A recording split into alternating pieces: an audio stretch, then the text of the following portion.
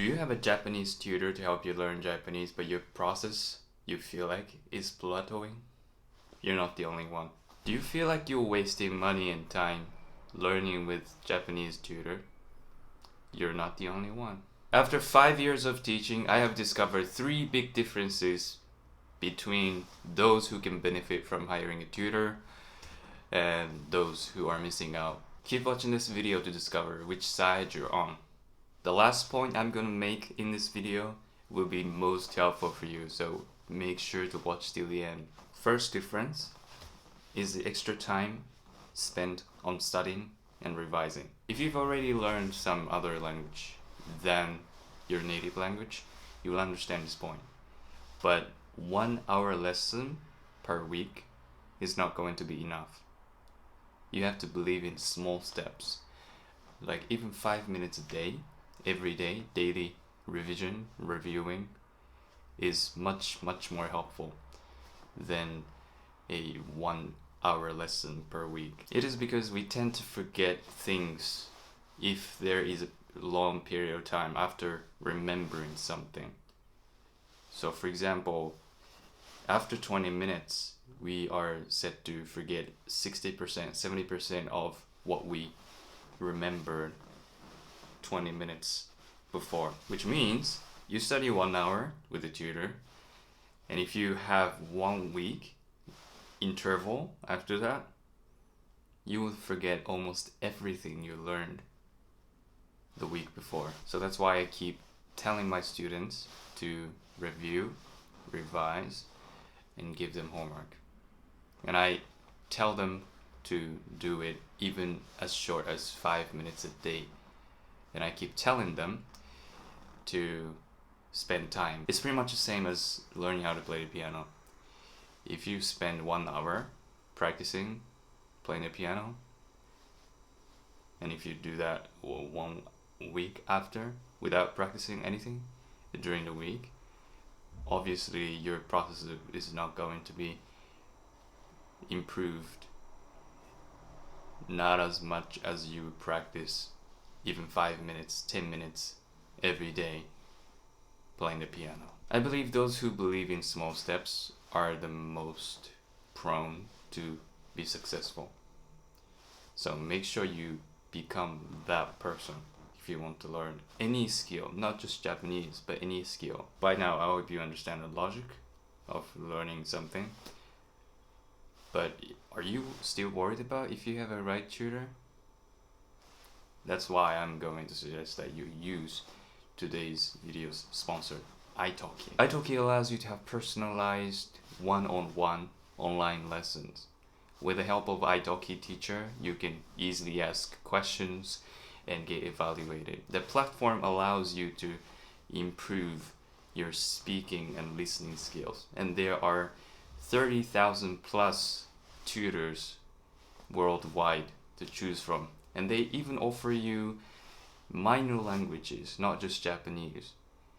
Multiple languages. Also, while some platforms make you do a subscription to lessons, on Italki you can pay per lesson. Here's a footage of what the platform classroom looks like on Italki, and here's why the teachers there think the Italki is the best platform to learn language. I'm Hana. I'm from Osaka, so I think I have humor. Mm-hmm. Just joking. I'm teaching Japanese here for more than 5 years now. Why do you recommend using Italki to learn Japanese? I think the biggest differences with other platform is you can talk with normal people. I always hear everyone want to speak with not professional people, like Okay. not strict, not like textbook. I'm trying not like teacher Mm. on Italki. I also took English lessons sometimes on Italki. Oh. I'm teaching, but also I'm user too. Oh, okay. So you're a teacher and a student. Sometimes What is your experience like on Italki as a teacher and as a student? I'm teacher and I'm teaching Japanese to people, but I also learn a lot from them.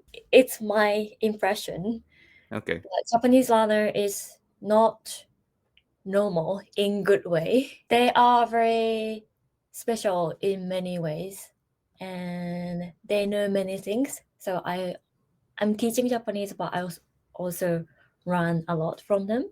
They are very unique in many Okay. ways. They are very motivated for Japanese, so I should practice my English more. And then I took some lessons with English teacher. Teacher and student matching is not always good. Sometimes I was awkward with some teacher during 30 minutes is too long for me sometimes. But Uh, with some teacher, 1 hour is too quick. I understand what student want. what can a student do to benefit the most from a lesson on Italki? I'm teaching grammar too for really beginners Mm. students, and at least if they know hiragana, Mm-hmm. that will be great to make lesson productive. Some people don't know some people don't know the concept. We have 3 characters, kanji, hiragana, katakana. Mm. Some people don't know even this. Yeah. Now you know. I'm At just talking to least the YouTube audience. learning Japanese for foreigner is learning Arabic for me, right?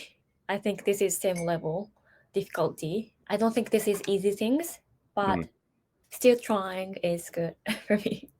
So try your best. You don't have to be perfect. Try your best. はい。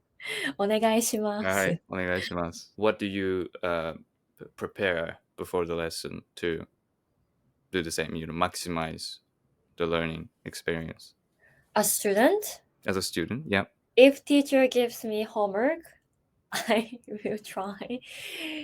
Definitely. Mm. But sometimes I cannot Ah. because I'm lazy sometimes. Mm-hmm. But that's okay. That's okay, right? You are still there. Yeah. Like sit for study or 1 hour in front of PC. Mm. That's important. Yeah. So not have to do homework perfectly. And I know that. So I forget doing homework sometimes. I will try my best before That's good. lesson. That's Yeah. good. Is there any message you can deliver to those who are starting out with Japanese learning? I know my English is not perfect, but I don't shame about this. So please don't shame to speak other language. And you can speak broken Japanese. That's okay. And also I hope you learn Japanese and then you learn Japanese culture, slow languages too. And 日本で待ってます。ありがとうございます. It just gives you all those relevant tutors that will meet your needs or interests. There are, like I said, 30,000 teachers worldwide. So you would have many options to choose from. If you are daunted by it, you can sort out by lesson category. Like if you want to, practice conversation practice, you can just click conversation practice, and boom.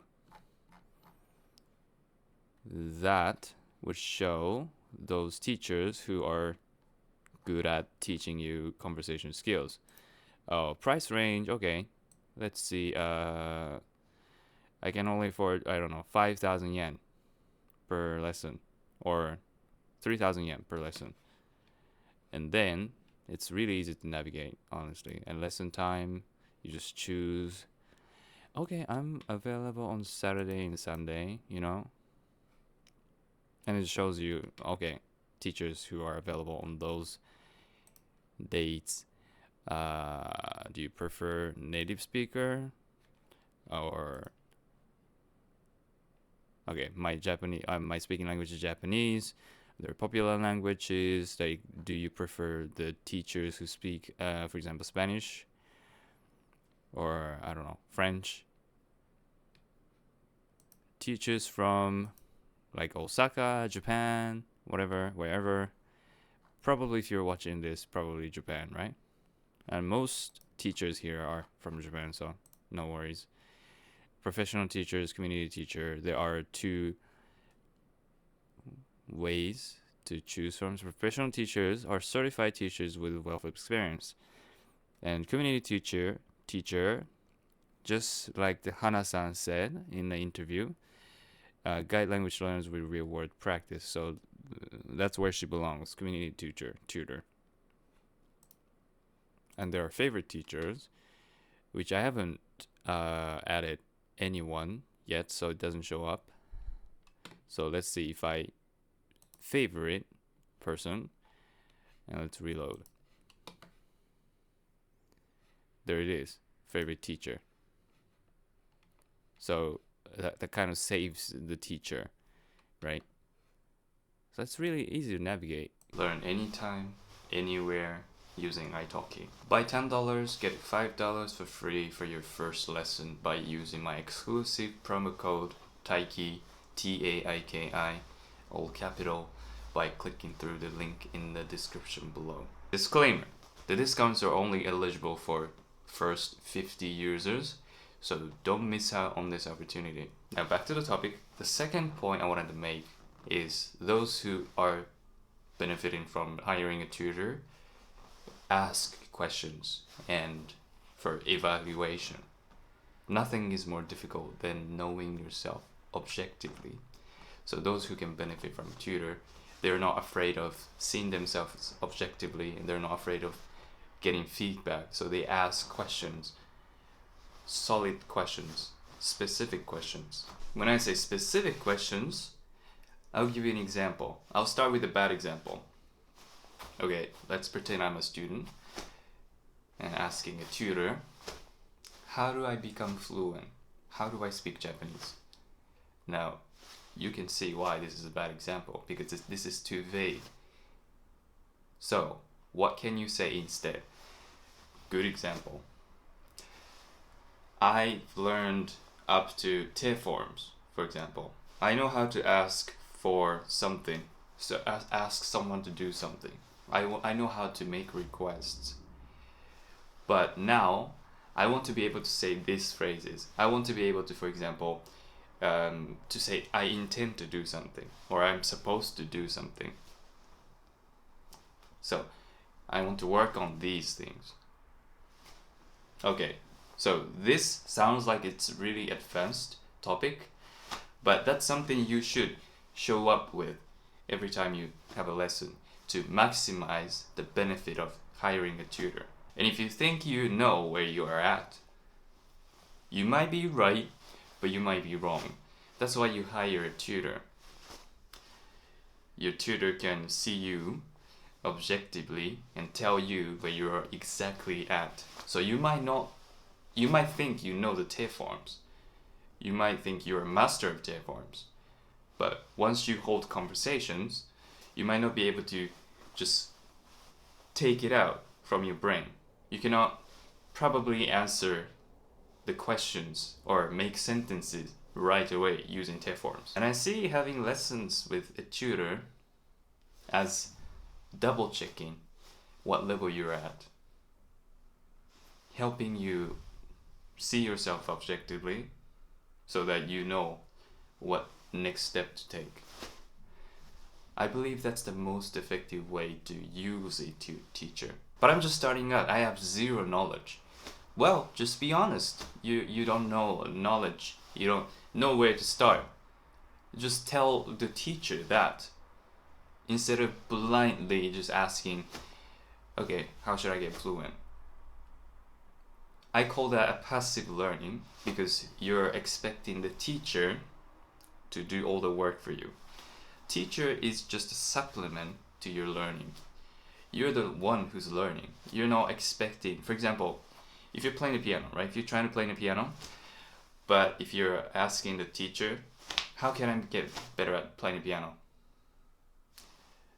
And if you overly rely on the teacher, you will have to realize at the end of the day, you're the one who's gonna put the effort into playing the piano and practicing. They can only do so many things. Like, okay, you have to work on this thing, and you should practice this on daily basis. Just taking a lesson, for example, 1 hour per week, like I said, it's not gonna make you fluent, as it's not gonna make you a pianist. People need to realize that they are the ones who need to speak Japanese, who need to learn Japanese, who need to know how to read hiragana. The students are the ones who need to actually play the piano, to be able to play the piano. So this is a hard truth, and I know it's not always pleasant to hear, but this is the truth, and I don't want to sugarcoat it. And I kind of already talked about the third point, which is active mindset over passive mindset, and exactly what I just said. And this is the very most important point, so I am going to emphasize it more and more and more times. You cannot expect to be fluent just by hiring a tutor, just by taking lessons, if you don't put into effort in your extra time. I've already brought up this example, but I'm going to do it again because it's so important. If you are taking a piano lesson, learning how to play piano, but expecting that the teacher, just sitting with the teacher on 1 hour per week, is gonna make you a pianist, you have the wrong idea, because you're the one who has to be actively learning how to play the piano. You're the one who needs to sit down, face the piano, learn the scales, and do the fingering exercise and so on, to be better at piano on your extra time, as well as during the lesson. And lesson, you treat it as a double check opportunity, like I said before. That's what I believe. The lessons are just a double check, and as a premise, you study on your own, you practice on your own, and then you check with the tutor. Am I doing it right? Am I applying the good technique, effective technique? That's what you should be asking. That's what you should be trying. That's what you should be doing. That's why you shouldn't be afraid of getting feedback from the teacher. It is painful, but trust me, it's the most effective way. And without making mistakes, you won't be able to get to where you want to be. So many students are afraid of making mistakes. You are supposed to make mistakes. Without making mistakes, you won't improve yourself. You need to just show up. You try to experiment, all those things. So what I did with violin, I played violin for 3 years now. So I self-taught myself for 2 years just by watching YouTube videos, and I didn't really know what to do, but I just kept going because, I wanted to do a challenge on playing the piano by playing the violin, self-teaching. And as it turned out, after 2 years of playing, I did some things wrong. I wasn't far off the techniques, but there are some improvements that I could, or modifications that I could make to my violin playing. Obviously, yeah, self-teaching has limits. Okay, there are people who can be a master at self-teaching, but those numbers are very few. Very few people can be perfect at their techniques, but most people need to occasionally double check with a professional who knows how to do what you want to do in order to correct your techniques or things you want to do. So you try yourself first, what I recommend, the most effective way is to try it yourself. You try studying Japanese for a bit. Okay, you learn hiragana, you learn katakana, right? And then you check with a tutor, right? So I learned hiragana and katakana. How is it effective? And your teacher might tell you, okay, are you trying to read Japanese or are you trying to speak Japanese? And it depends on your needs. If you are trying to read Japanese, yeah, hiragana and katakana, trying to write it, trying to read it, it is effective. But if you're trying to speak Japanese, you need to put on more effort into speaking than just writing hiragana and katakana, reading them.